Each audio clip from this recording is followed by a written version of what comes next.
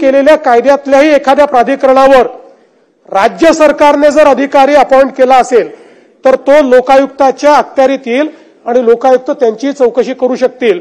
अशा प्रकारचे केवळ 3 या येतील, सगळे येतील। म्हणजे आपण कुठल्याही केंद्रीय कायद्यात जिथे अपॉइंटमेंट करायचे अधिकार राज्याला आहेत ते सगळे आता लोकायुक्ताच्या अखत्यारीत येतील।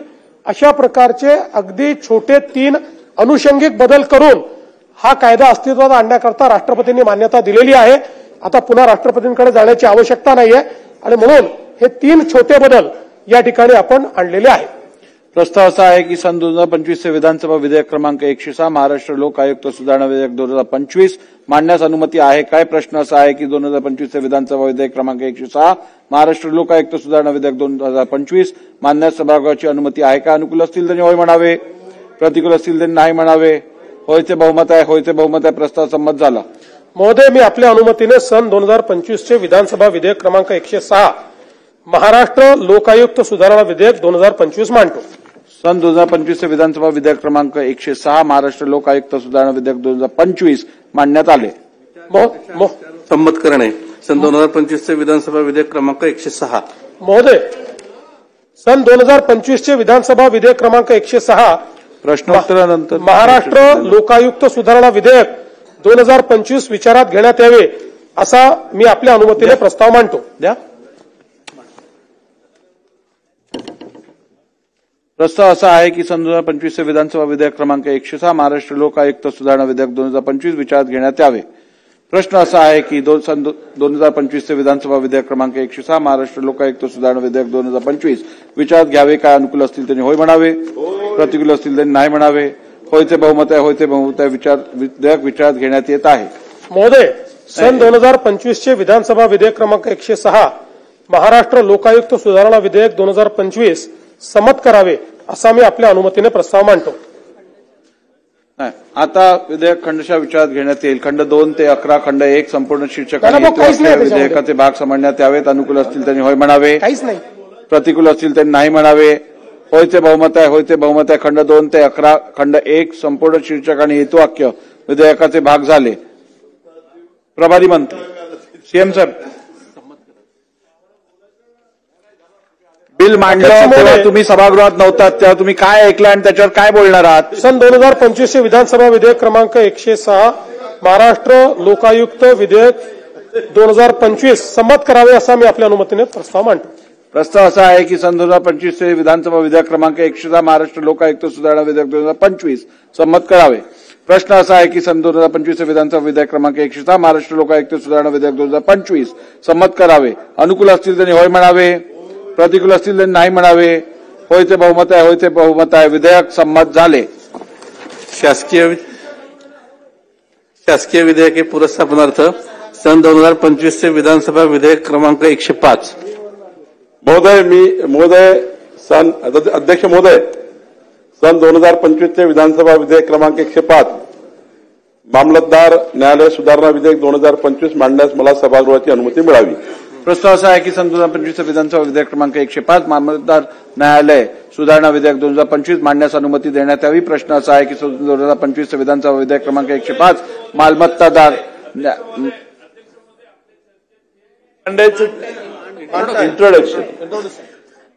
मामलतदार न्यायालय सुधारणा विधेयक 2025 मांडण्यास सभागृहाची अनुमती आहे काय? अनुकूल असतील त्यांनी होय म्हणावे, प्रतिकूल असतील त्यांनी नाही म्हणावे। होयचे बहुमत आहे, होयचे बहुमत आहे। प्रस्ताव संमत झाला। अध्यक्ष महोदय, मी आपल्या अनुमतीने सन 2025 चे विधानसभा विधेयक क्रमांक 105 मामलतदार न्यायालय सुधारणा विधेयक 2025 मांडतो। सन 2025 चे विधानसभा विधेयक क्रमांक 105 मामलतदार न्यायालय सुधारणा विधेयक 2025 मांडण्यात आले। विचार खंडशः विचार व संमत करणे। सन 2025 चे विधानसभा विधेयक क्रमांक 100 अध्यक्ष महोदय, मी आपल्या अनुमतीने सन 2025 चे विधानसभा विधेयक क्रमांक 100 महाराष्ट्र जमीन महसूल संहिता सुधारणा व विधिग्राहीकरण विधेयक 2025 विचारात घेण्यात यावे असा मी आपल्या अनुमतीने प्रस्ताव मांडतो. अध्यक्ष महोदय, या ठिकाणी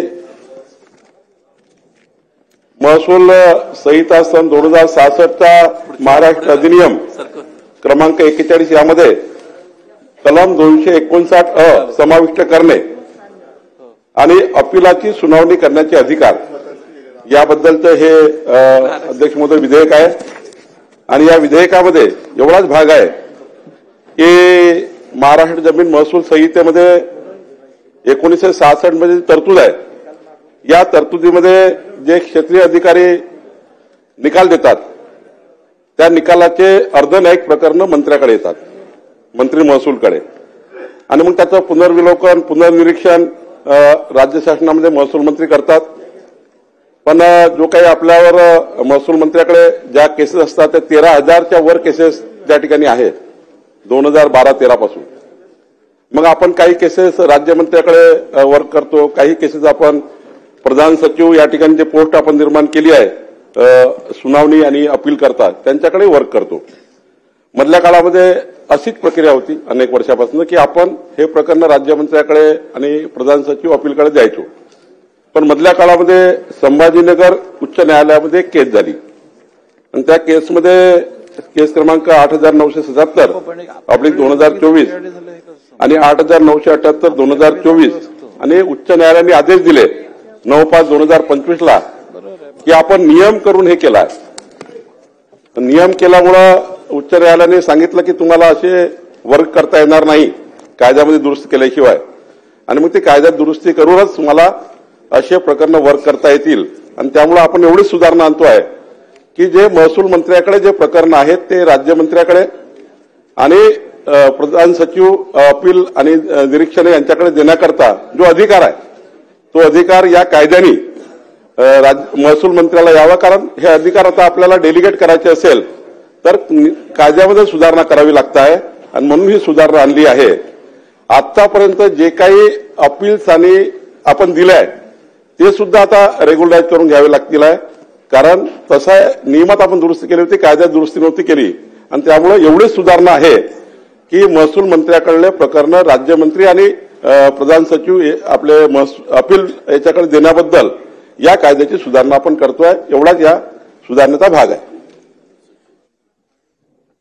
सन्माननीय अध्यक्ष महोदय, मंत्री महोदयांनी हे जे 100 विधेयक सभागृहासमोर जे मंजुरीला आणलेलं आहे, मंत्री महोदयांच्या सांगण्यानुसार आणि त्यांनी आम्हाला समजवलं त्या पद्धतीनं असं एकंदरीत दिसतंय की मंत्री महोदयांच्या काही पॉवर्स डेलिगेट करायच्या या संदर्भातले विधेयक असं म्हणताय आपण.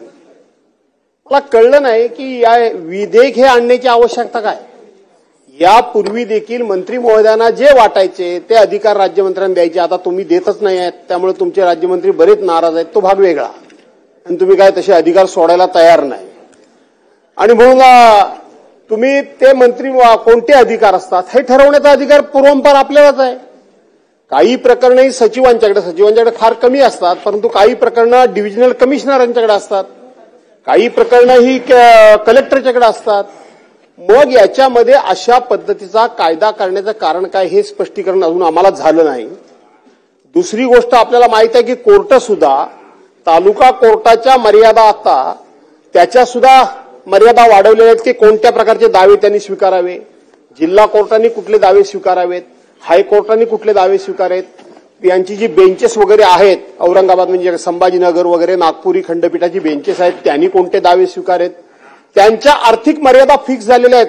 बावनकुळे साहेब, अशा पद्धतीनं एकतर अशा कायद्याच्या माध्यमातून किंवा कायदा करून ह्या तुम्हाला अधिकार तिकडे देण्याची गरज काय भासली हे स्पष्ट झालं नाही एक. आणि दुसरी गोष्ट, हे जे तुम्ही काही त्यांच्याकडे प्रकरणं देणार आहात ती कोणत्या स्वरूपाची देणार आहात, त्याच्या काही आर्थिक मर्यादा आहेत त्या देणार आहात, काही अपील्स त्यांना देणार आहात, किंवा जे काही अधिकारी वर्ग आहेत त्यांच्या ट्रान्सफरचे सुद्धा अधिकार देणार आहात हे सुद्धा तुम्ही सांगा. राज्यमंत्र्यांना वगैरे कुठले अधिकार देणार आहेत ते कळू द्या, कारण राज्यमंत्र्यांना कुठलेच अधिकार नाही. राज्यमंत्री नुसतेच नावाला तुमचे राज्यमंत्री आहेत.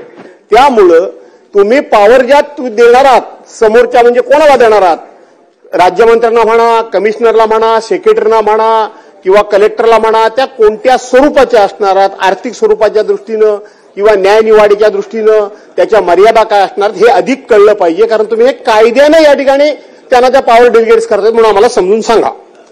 भास्करराव जाधवजी, यापूर्वीच मांडताना सांगितलं, आपलं लक्ष बहुतेक नव्हतं की मी हे सांगितलं की जो नियम केलाय नियमाने आपण करून मंत्री महसूल यांचे अधिकार हे आपण डेलिगेट करतो अपील करता, जे अर्धन्यायिक प्रकरण आहे हे फक्त अर्धन्यायिक प्रकरणाकरता आहे, जे अपील्स आमच्याकडे येतात महसूल मंत्र्याकडे, आणि या अपील्समध्ये आपण नियम करून हे राज्यमंत्री महसूल आणि सचिव अपील न्यायाधिकरण याच्याकडे वर्ग करतो. आतापर्यंत ही पद्धतीच आहे. पण उच्च न्यायालयामध्ये एक अपील झाली ज्यामध्ये त्यांनी हा दावा केला की या अपील संपूर्ण महसूल मंत्र्यांनीच ऐकाव्या, शासनालाच अधिकार आहेत, हे अधिकार राज्यमंत्र्याला नाही आहेत, हे अधिकार त्या ठिकाणी सचिव अपीलला नाही, हे हायकोर्टाने त्या ठिकाणी फक्त कॅबिनेट मंत्र्यांना, आणि आतापर्यंत जे डेलिगेट केले आहेत ते नियम करून केले आहेत. नियम जो आपण सुधारित केला तर नियमाने आपण हा अधिकार घेतला की मंत्री महसूल हे राज्यमंत्र्याला देऊ शकतील, अपील सचिवला देऊ शकतील, पण हे हायकोर्टाने असं म्हटलं की तुम्हाला हे त्या ठिकाणी कायद्यात नाहीये, हे नियमात केलेलं आहे, आणि कुठलाही नियम हा या ठिकाणी वैधानिक तरतुदीवर मात करू शकत नाही, आणि म्हणून आता हे आपण वैधानिक तरतूद करतो आहे, आणि म्हणून आजच्या नंतर जे महसूल मंत्र्याकडे येणारे अपील महसूल मंत्री हे राज्यमंत्री महसूलकडे किंवा सचिव न्याय प्राधिकरणाकडे जे आपण तयार केलेलं आहे अपील रिव्हिजनचं, ते सचिवाची पोस्ट तयार केली आहे, ती ऑलरेडी केली आहे, त्यांना डेलिगेट करू शकतील हा कायदा केल्यानंतरच. आणि त्याला आपण एजीचं ओपिनियन घेतलं आणि एजीने सांगितलं की तुम्हाला कायदा आणावा लागेल, तुम्ही नियम करून अशा त्या ठिकाणी खालच्या लोकांना तुम्हाला अधिकार देता येणार नाही, आणि म्हणून आता वैधानिक तरतूद आपण करतो आहे, एवढीच अपील आहे, एवढंच आजचं विधेयक आहे, आणि उच्च न्यायालयाने हे सूचना केल्यामुळे आपण करतोय. आणि त्यामुळे आजपर्यंत जे काही त्या सरकारमध्ये आतापर्यंत जे यापूर्वीच्या सर्व सरकारमध्ये जे आपण अधिकार दिले होते सचिव अपीलला आणि राज्यमंत्र्याला, ते सुद्धा रेग्युलाइज करून घ्यावे लागणार आहे. महोदय, आता एक नवीन प्रश्न उपस्थित झालाय. हायकोर्टानं जे काय डायरेक्शन दिल्या, हायकोर्टानं काय निर्णय दिला, ते महसूल मंत्री म्हणून तुम्ही तुमच्या विभागापुरेसं हायकोर्टाच्या डायरेक्शन प्रमाणे कायद्यामध्ये तरतूद करताय, हे एका वाक्यात आता झालं. पण अशा प्रकारची अपीलं फक्त महसूल विभागाची चालतात, नगर विकास विभागाची चालतात, वेगवेगळ्या खात्याची अपीलं चालतात. मग जर एका मंत्र्याला हायकोर्टाचा निर्णयाप्रमाणे जर कायदा करून आपल्या पॉवर जर दुसऱ्याला डेलिगेट्स करायचं लागत असतील तर बाकीच्या मंत्र्यांचं काय, सरकार म्हणून बाकीचे काय करणार आहेत, याचा देखील आता एक नवीन प्रश्न माझ्यासारख्या कार्यकर्त्याच्या दृष्टीनं उपस्थित होतो.